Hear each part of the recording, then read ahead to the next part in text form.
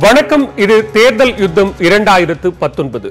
எதிரும் புதிரும் நிகழ்ச்சியில் தொடர்ந்து நாம் களத்தில் இருக்கக்கூடிய வேட்பாளர்களினுடைய தற்போதைய அணுகுமுறை எப்படியாக இருக்கிறது, கள யதார்த்தம், போட்டி சூழல் என்னவாக இருக்கிறது, உண்மையில் அந்த குறிப்பிட்ட மக்களவை தொகுதியில் இருக்கக்கூடிய பிரச்சனைகள் என்ன, அதை வேட்பாளர்கள் எப்படியாக அணுகிக் கொண்டிருக்கிறார்கள் என்கிற பல்வேறு பார்வைகளில் நேரடியாக நேரலையில் வேட்பாளர்கள் வந்து பல்வேறு தகவல்களை நம்மிடையே பகிர்ந்து வருகிறார்கள். அந்த வகையில் இன்றைக்கு நாம் பார்க்க இருக்கக்கூடிய தொகுதி மயிலாடுதுறை மக்களவை தொகுதி. இந்த மயிலாடுதுறை மக்களவை தொகுதியில் அதிமுக திமுகவுக்கான ஒரு நேரடி போட்டி என்பது இருக்கிறது. தலா 20 தொகுதிகளில் அதிமுகவும் திமுகவும் நேரடியாக போட்டியிடுகிற சூழல்ல 8 தொகுதிகளில் மட்டும்தான் திமுகவுக்கும் அதிமுகவுக்குமான நேரடி போட்டி இருக்கிறது. அதுல ஒரு தொகுதியாக மயிலாடுதுறை மக்களவை தொகுதி இருக்கிறது. தற்போது திமுக சார்பில் அக்கட்சியினுடைய தலைமை செயற்குழு உறுப்பினராக இருக்கக்கூடிய சே. ராமலிங்கம் அங்கு வேட்பாளராக அறிவிக்கப்பட்டிருக்கிறார். அதே போன்று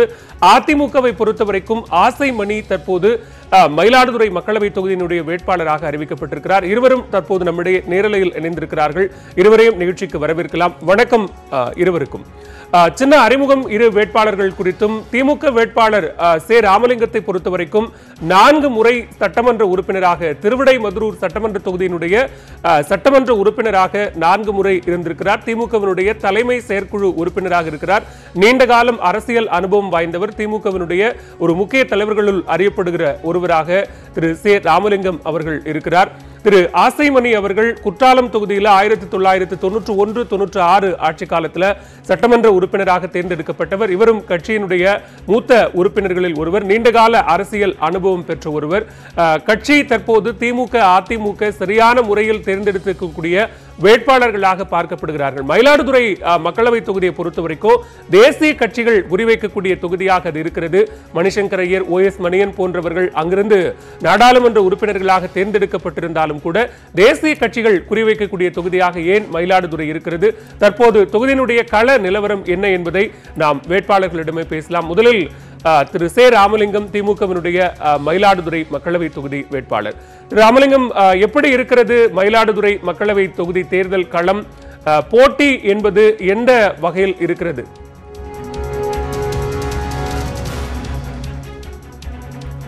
மயிலாடுதுறை தொகுதியை பொறுத்தவரை ஏற்கனவே 1971ஆம் ஆண்டு இரா செழியன் அவர்களும் கா. சுப்பிரவேலு அவர்களும் திராவிட முன்னேற்றக் கழகத்தினுடைய நாடாளுமன்ற உறுப்பினர்களாக பணியாற்றிய தொகுதி இந்த தொகுதி.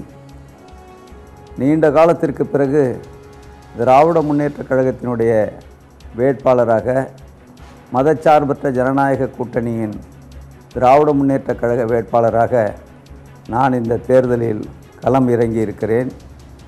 என்னை பொறுத்தவரை 6 சட்டமன்ற தொகுதிகளுக்கும் மிகவும் பரிச்சயமானவன். கும்பகோணம், பாபநாசம், திருவிடைமருதூர், மயிலாடுதுறை, பூம்புகார், சீர்காழி, இந்த 6 தொகுதிகளுக்கும் நான் ஏற்கனவே நன்கு அறிமுகமானவன். அதற்கு காரணம், ஒருங்கிணைந்த தஞ்சை மாவட்டமாக இருந்த காலத்திலிருந்து நான் பொது வாழ்க்கையில் இருப்பவன்.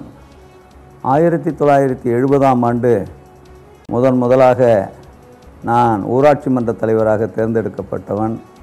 பிறகு ஊராட்சி ஒன்றியத்தினுடைய துணை பெருந்தலைவராக, 4 முறை ஒன்றிய பெருந்தலைவராக, 77 முதல் 4 முறை சட்டமன்ற உறுப்பினராக திருவிடைமருதூர் தொகுதியில் பணியாற்றி இருக்கிறேன். ஒருங்கிணைந்த தஞ்சை மாவட்டத்தில் ஒன்றிய பெருந்தலைவராக இருந்த காரணத்தினால் அந்த பகுதியில் இருக்கக்கூடிய பிரச்சனைகள் எனக்கு நன்கு தெரியும். நீண்ட காலத்திற்கு பிறகு மயிலாடுதுறை நாடாளுமன்ற தொகுதியில் திராவிட முன்னேற்றக் கழகத்தின் சார்பில் எனக்கு ஒரு வாய்ப்பு வழங்கப்பட்டிருக்கிறது. கிட்டத்தட்ட 49 ஆண்டு காலமாக இந்த பொது வாழ்க்கையில் நான் இருந்து கொண்டிருக்கிறேன். அது மட்டுமல்ல, அரசின் சார்பில் நியமிக்கப்பட்ட குழுக்களில், குறிப்பாக பிற்பட்டோர் நல ஆணையம், அதே போன்று மாநில நிதிக்குழு ஆணையம், இப்படிப்பட்ட குழுக்களில் எல்லாம் இருந்து நான் பணியாற்றி இருக்கிறேன். ஓரளவுக்கு நான் நிர்வாக நடைமுறை தெரிந்தவன். இந்த தொகுதியில் இருக்கக்கூடிய குறைபாடுகளும் எனக்கு ஓரளவுக்கு தெரியும். மூத்த அரசியல்வாதிகள் இந்த தொகுதியில் குறிப்பாக முன்னாள் கூட்டுறவுத்துறை அமைச்சர், உள்ளாட்சித்துறை அமைச்சர் மாண்புமிகு அண்ணன் கோசிமணி போன்றவர்களெல்லாம் இந்த மாவட்டத்தில் இந்த தொகுதியில் இருந்து பணியாற்றி இருக்கிறார்கள். எனவே அவர்களுடைய வழிகாட்டுதல் எல்லாம் இந்த தொகுதியில் சிறப்பாக நான் பணிபுரிவதற்கு எனக்கு ஒரு உந்து சக்தியாக இருந்தது. அதன் அடிப்படையில் தான் இப்போது எங்களுடைய தலைவர் தளபதி அவர்கள் மயிலாடுதுறை நாடாளுமன்ற தொகுதிக்கு என்னை வேட்பாளராக அறிவித்திருக்கிறார்கள். எந்தவித பிரச்சனையும் சர்ச்சையும் இல்லாமல் அறிவிக்கப்பட்டிருக்கக்கூடிய வேட்பாளர்களினுடைய வரிசையில மயிலாடுதுறை மக்களவை தொகுதியினுடைய வேட்பாளராக உங்களை தேர்ந்தெடுத்திருக்கிறார்கள். எப்படி பார்க்கிறீங்க? கள யதார்த்தம், களச்சூழல் எப்படியாக இருக்கிறது? ஒரு பல்முனை போட்டி உருவாகி இருக்கிறது. இந்த முறை நேரடியாக அதிமுக திமுக மோதக்கூடிய களத்துல மயிலாடுதுறை மக்களவை தொகுதியும் ஒன்று. எப்படி இருக்கிறது களம்?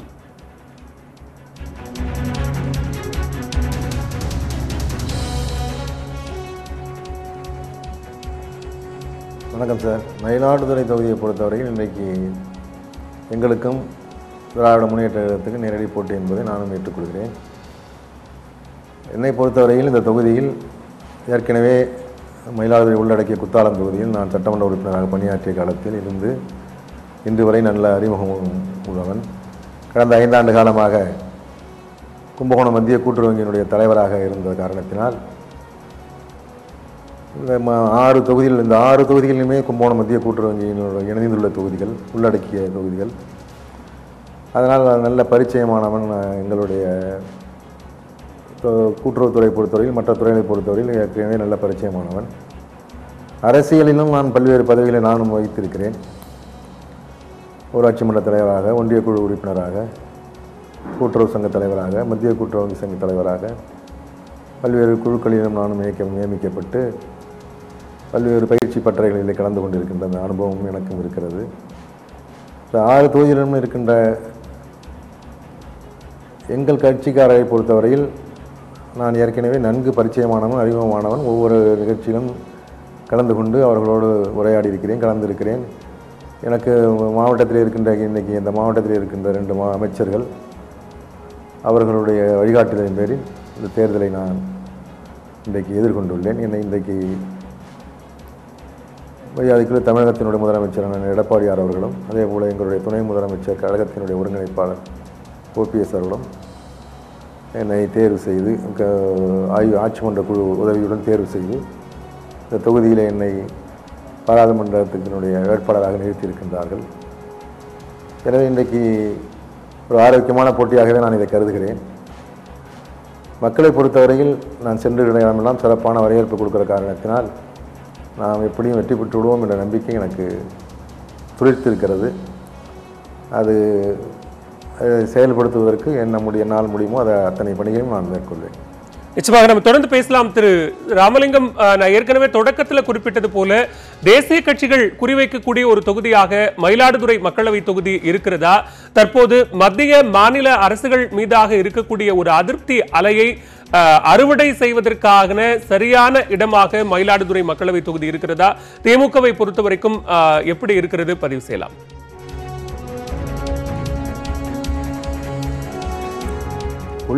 உள்ளபடியே மத்தியிலும் மாநிலத்திலும் ஆட்சி மாற்றத்தை மக்கள் விரும்புகிறார்கள்.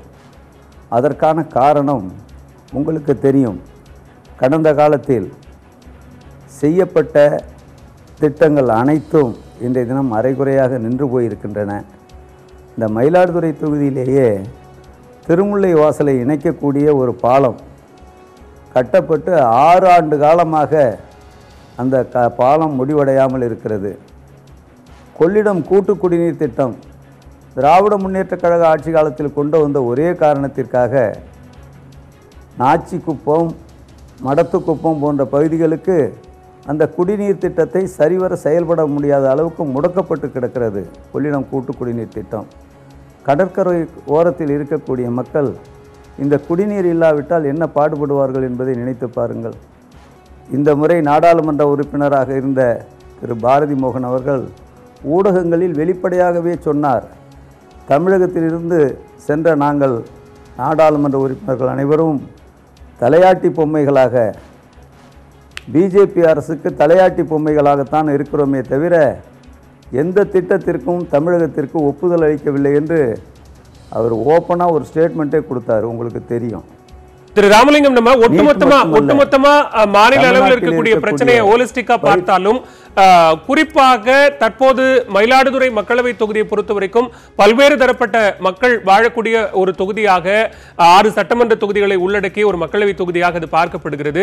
எந்த ஒரு வளர்ச்சி திட்டமாக இருந்தாலும் அதை உடனடியாக அடாப்ட் பண்ணக்கூடிய, உடனடியாக ஏற்றுக்கொள்ளக்கூடிய ஒரு தொகுதியாக நம்ம மயிலாடுதுறை மக்களவை தொகுதியை தொடர்ந்து பார்த்துக்கிட்டு இருக்கோம். கடந்த காலத்தில் செய்யல அப்படிங்கிற குறையை அவர்களே ஒப்புக்கொண்டாலும் கூட அதற்கான ஒரு சரியான வாய்ப்பாக அதை திமுக பயன்படுத்திக் கொள்வதற்கு தற்போது களச்சூழல் இடமளிக்கிறதா, ஏதுவாக இருக்கிறதா? நிச்சயமாக சார், காவிரி நீர் பிரச்சனைக்கு முடிவான முடிவு இன்று வரை ஏற்படாத நிலையில் இந்த 6 தொகுதியை உள்ளடக்கிய பகுதியில்தான் NPKRR சர்க்கரை ஆலை இருந்தது, திருமண்டங்குடி சர்க்கரை ஆலை இருந்தது, துகிலி சர்க்கரை ஆலை இருந்தது. இன்றைக்கு 3 சர்க்கரை ஆலைகளும் இந்த ஆட்சியில் மூடப்பட்டு கிடக்கிறது. என்ன காரணம்? இவர்களுடைய கொள்கை உள்நாட்டில் உற்பத்தி செய்கிற சர்க்கரையை கூட இவர்கள் கொள்முதல் செய்வதில்லை, வெளிநாட்டில் இருந்து இறக்குமதி செய்கிறார்கள். இது லட்சக்கணக்கான விவசாயிகளை பாதிக்கக்கூடிய பிரச்சனை. யார் காரணம்? எனவேதான் இன்றைக்கு இருக்கக்கூடிய நிலை மத்தியிலும் மாநிலத்திலும் ஆட்சி மாற்றம் வேண்டும் என்று மக்கள் கருதுகிறார்கள். தேர்தல் யுத்தம் 2019 எதிரும் புதிரும் நிகழ்ச்சியில் நாம் இன்றைக்கு மயிலாடுதுறை மக்களவை தொகுதியினுடைய திமுக அதிமுக வேட்பாளர்கள் நேரடியாக நம்மிடையே இணைந்து பல்வேறு விஷயங்களை பேசிக் கொண்டிருக்கிறார்கள். அந்த வகையில் இணைகிறார் அஇஅதிமுகவினுடைய வேட்பாளர் திரு ஆசைமணி அவர்கள். திரு ஆசைமணி, ராமலிங்கம் அவர்கள் குறிப்பிடுகிற போது மத்திய மாநில அரசுகள் மீதாக இருக்கக்கூடிய ஒரு எதிர்ப்பு அலை என்பது திமுகவிற்கு சாதகமாக இருக்கிறது. 2 பேரும் கூட்டணியில் இருக்கிறாங்க. குறிப்பாக மயிலாடுதுறை மக்களவை தொகுதியை பொறுத்தவரைக்கும் பல்வேறு நலத்திட்டங்கள் இன்னும் செய்யப்படாமல் கிடப்பிலேயே இருக்கிறது. தற்போதைய அதிமுக நாடாளுமன்ற உறுப்பினர் திரு பாரதி மோகன் மீது அவர்கள் மீது இருக்கக்கூடிய ஒரு அதிருப்தி என்பதை திமுக அறுவடை செய்யும் அப்படிங்கிறாரு. அதுதான் யதார்த்தமா? எப்படி இருக்கிறது களம்?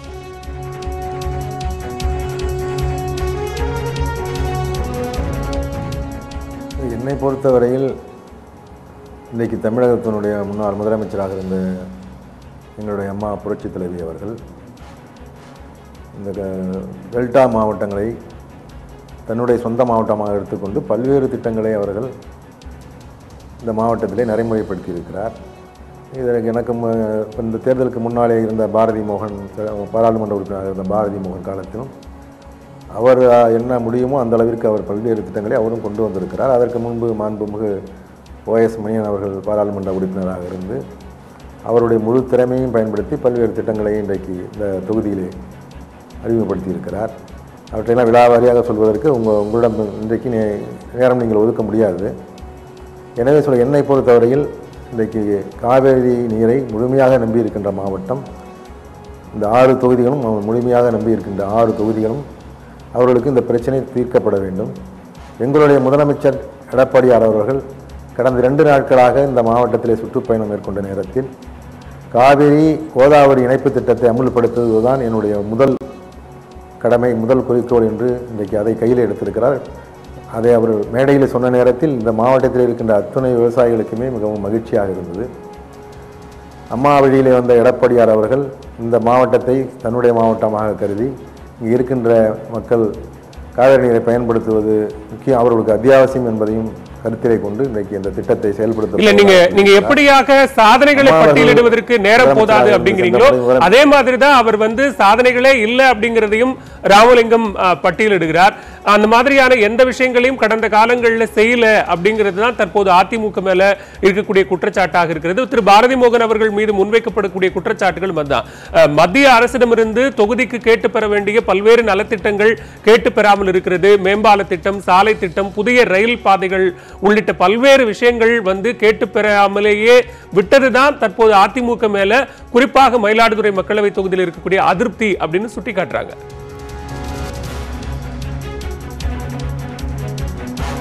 அது ஒரு சரியான குற்றச்சாட்டு அல்ல. அது அப்படி மக்களிடையே, பொதுமக்களிடையே நாங்கள் போகின்ற நேரத்தில் அதுபோல் குற்றச்சாட்டுகளை எல்லாம் எந்த இடத்திலும் அவர் வைத்ததாக எனக்கு நினைவில்லை. மக்களுடைய வரவேற்பு அமோகமான வரவேற்பதாக இருக்கிறது எங்களை பொறுத்தவரையில்.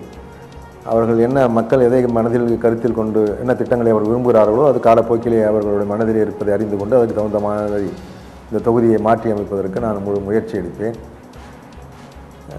காவேரி பிரச்சனையை பொறுத்தவரையில் இன்றைக்கு அம்மா அவர்கள் காவிரி நதிநீர் ஆணையம் அமைவதற்கு என்ன பாடுபட்டார்கள் என்பது தமிழ்நாட்டு மக்களுக்கே தெரியும். அந்த ஆணையம் இன்றைக்கி அமைக்கப்பட்டிருக்கிறது. அந்த ஆணையம் மூலமாக என்ன தமிழ்நாட்டுக்கு தேவையோ என்னென்ன திட்டங்கள் கொண்டு வர வேண்டுமோ அவற்றை எல்லாம் கொண்டு வருவதற்கு நான் பாராளுமன்ற உறுப்பினரானால் அதன் மூலமாக முயற்சி எடுப்பேன். இன்றைக்கு இந்த பகுதியில் இருக்கின்ற குடிநீர் பிரச்சனையை பொறுத்தவரையில் கொள்ளிடத்திலே ஒரு கதவணை, மகேந்திரப்பள்ளி கிராமத்திலே ஒரு கல்லணை, ஒரு கதவணை கட்டப்பட வேண்டும்.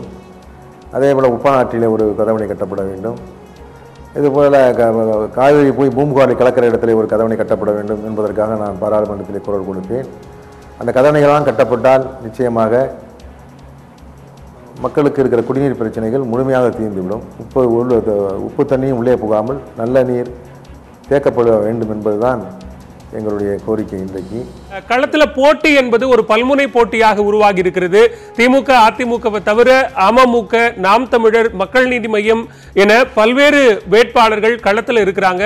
ஒரு அறியப்பட்ட அந்த தொகுதிக்கு அறியப்பட்ட வேட்பாளர்களாக அவர்கள் முன்னிறுத்தப்பட்டிருக்கிறார்கள். அந்த போட்டி என்பது திமுக கூட்டணியை, திமுகவை பாதிக்கும் அப்படின்னு நினைக்கிறீங்களா? சார், எந்த தேர்தலாக இருந்தாலும் எத்தனை கட்சிகள் போட்டியிட்டாலும் வேட்பாளர்களை பொறுத்தவரை பொதுமக்கள் ஒரு தகுதியை எதிர்பார்க்கிறார்கள். அந்த வகையில் மிக நீண்ட அனுபவம் மிக்கவன் ராமலிங்கம் என்கிற ஒரு எண்ண ஓட்டம் பலரிடத்தில் காணப்படுகிறது. அது ஒரு காரணம். இரண்டாவது, எங்களுடைய மதச்சார்பற்ற கூட்டணியில் இருக்கக்கூடிய கட்சிகள் நீங்களே பாருங்களேன். காங்கிரஸ் பேர் இயக்கம், விடுதலை சிறுத்தைகள் இயக்கம், மறுமலர்ச்சி திராவிட முன்னேற்ற கழகம், இந்திய கம்யூனிஸ்ட் இயக்கம், இந்திய மார்க்சிய கம்யூனிஸ்ட் இயக்கம், வேல்முருகன் தலைமையிலான இயக்கம், மறுமலர்ச்சி திராவிட முன்னேற்ற கழகம், கொங்கு முன்னேற்ற கழகம், இப்படி இந்த களப்பணியாளர்களெல்லாம் நாங்கள் ஒருங்கிணைந்து நிற்கிற நேரத்தில் எங்கள் கண்முன்னே எங்களுக்கு எதிரியே தெரியவில்லை. இன்றைக்கு இதுதான் யதார்த்த நிலை. நன்றி திரு ராமலிங்கம். திரு ராசிமணி அவர்களிடம் நான் கேள்வி முன்வைக்கிறேன். திரு ராசிமணி, இதே மாதிரியான ஒரு கள்ளச்சூழல் என்பது உங்களுக்கும் சாதகமானதாக இருக்கிறது. அமமுகவில் அறியப்படுகிற ஒரு வேட்பாளராக இருக்கிற போது அதிமுகவினுடைய அதிருப்தி வாக்குகளை அமமுக நேரடியாக அவர்கள் எடுப்பதற்கான வாய்ப்புகள் இருப்பதாக சொல்லப்படுகிறது. அது சரியானதா?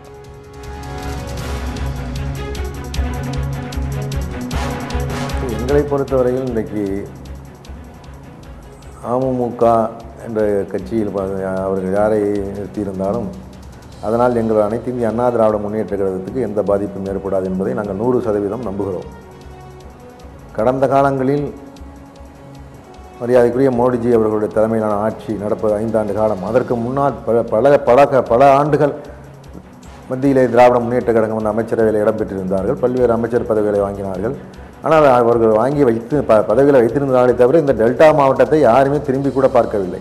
இந்த ரயில் பாதை திட்டம் என்று சொல்கிறார்கள், இன்னும் பல்வேறு கோரிக்கைகள் சொல்கிறார்கள். இவைகளெல்லாம் அவர்கள் காலத்திலே மத்தியிலே ஒரு ஆட்சியில் இருந்த காலத்திலே நிறைவேற்றியிருக்கலாம். அதையெல்லாம் கூட அவர்கள் நிறைவேற்றவில்லை. அனைத்து இந்திய அண்ணா திராவிட முன்னேற்ற கழகத்தை பொறுத்தவரையில் வருங்காலங்களில் நிச்சயமாக இது போன்ற திட்டங்கள் எங்கள் மனதிலும் இருக்கிறது. மக்கள் எங்களிடமும் கோரிக்கை வைத்திருக்கிறார்கள். மயிலாடுதுறை காரைக்கால் ரயில் தடம் பழைய இடம் அப்படியே இருக்கிறது, ரயில்வேக்கு சொந்தமான இடம். அதிலே ஒரு வழி பாதை அமைத்து அதை செயல்படுத்துவதற்கு நாங்கள் வற்புறுத்துவோம். அதே போல் இன்றைக்கு மக்களுடைய கோரிக்கையை ஏற்று இன்றைக்கு பேரணம் காரைக்கால் அந்த பழைய வழித்தடம் இன்றைக்கு புதுப்பிக்கப்பட்டு கொண்டிருக்கிறது. அதை இன்றைக்கு ரயில்வே துறையை பொறுத்தவரையில் இன்னும் அதிகமான எல்லாவற்றையுமே இருவழி பாதையாக ஆக்க வேண்டும், இன்னும் ரயில்களை அதிகமாக விட வேண்டும் என்ற கோரிக்கையெல்லாம் மக்கள் முன்வைக்கிறார்கள். அவைகளெல்லாம் எடுத்து சொல்லி அவைகளெல்லாம் விரைந்து செயல்படுவதற்கு நாங்கள் நன்றி திரு ராசிமணி. 2 வேட்பாளர்களுக்குமான ஒரு பொதுவான கேள்வி என்பது உங்கள் வாக்காளர்களுக்கு நீங்கள் சொல்ல விரும்பக்கூடிய விஷயம் இந்த நிகழ்ச்சியின் வாயிலாக என்ன?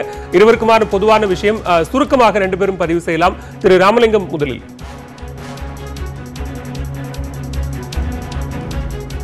சார், மயிலாடுதுறை நாடாளுமன்ற தொகுதியை பொறுத்தவரை ஏற்கனவே மூடப்பட்டு கிடக்கின்ற சர்க்கரை ஆலைகள் மீண்டும் இயங்க வேண்டும். அது மட்டுமல்ல, ரயில்வே துறைக்கு சொந்தமான நிலம் சுமார் 100 ஏக்கர் திருவிடைமருதூருக்கும் திருநாகேஸ்வரத்திற்கும் இடையில் 100 ஏக்கர் நிலம் ரயில்வே துறைக்கு சொந்தமாக இருக்கிறது. ரயில்வே துறை சம்பந்தப்பட்ட ஏதாவது ஒரு துணை தொழில்கள் துவங்குவதற்கு அந்த இடத்தை ரயில்வே துறை பயன்படுத்தி கொள்ளலாம். இதுவரை அதற்கான முயற்சிகளில் யாரும் ஈடுபடவில்லை. என்னை பொறுத்தவரை இது ஒரு முக்கியமான ஒரு கோரிக்கையாக நான் மத்திய அரசில் வைப்பேன். அது மட்டுமல்ல, கொள்ளிடம் கூட்டு குடிநீர் திட்டத்தை முழுமையாக அந்த கடற்கரையோர மக்களுக்கு கிடைப்பதற்கு வழிவகை செய்வேன். அந்த கடற்கரையோர மக்கள் அவர்களுடைய குழந்தைகள் அவர்களுடைய பிள்ளைகள் படிக்கிற அளவுக்கு மரைன் இன்ஜினியரிங் கல்லூரி அந்த பகுதியில் துவங்குவதற்கு சீர்காழி பூம்புகார் பகுதியில் தகுதியான இடத்தை தேர்வு செய்து மரைன் இன்ஜினியரிங் கல்லூரி கொண்டு வருவதற்கு நான் முயற்சி செய்வேன். ஏற்கனவே கடல்வாழ் உயிரினங்கள் ஆராய்ச்சி நிலையம் மாண்புமிகு முன்னாள் நாடாளுமன்ற உறுப்பினர் மணிசங்கர் ஐயரால் கொண்டு வரப்பட்டது. முழுமையாக அது மேம்படுத்தப்பட வேண்டும், விரிவாக்கம் செய்யப்பட வேண்டும். எனவே அந்த கடல்வாழ் உயிரினங்கள் ஆராய்ச்சி நிலையத்தை மேம்படுத்த வேண்டிய பொறுப்பு எங்களுக்கு இருக்கிறது. அதே போன்று கும்பகோணம் மகாமகம் ஆண்டுதோறும் 12 ஆண்டுகளுக்கு ஒரு முறை கொண்டாடுவது மட்டும் இல்லாமல் ஆண்டுதோறும் மகத்திருவிழாவுக்கு கூட இந்தியா முழுவதும் இருந்து பக்த கோடிகள் வந்து செல்லுகின்ற இடம்.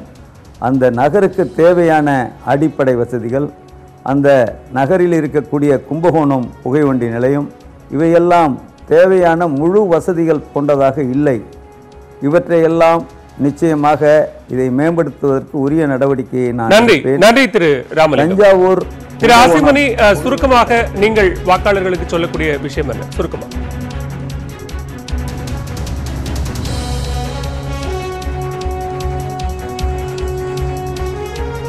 இதே இந்த அம்மா அவர்களை பொறுத்தவரையில் அவருக்கு உயிரோடு இருக்கிற காலத்திலே மீத்தேன் திட்டத்திற்கு முற்றுப்புள்ளி வைத்து விட்டார்.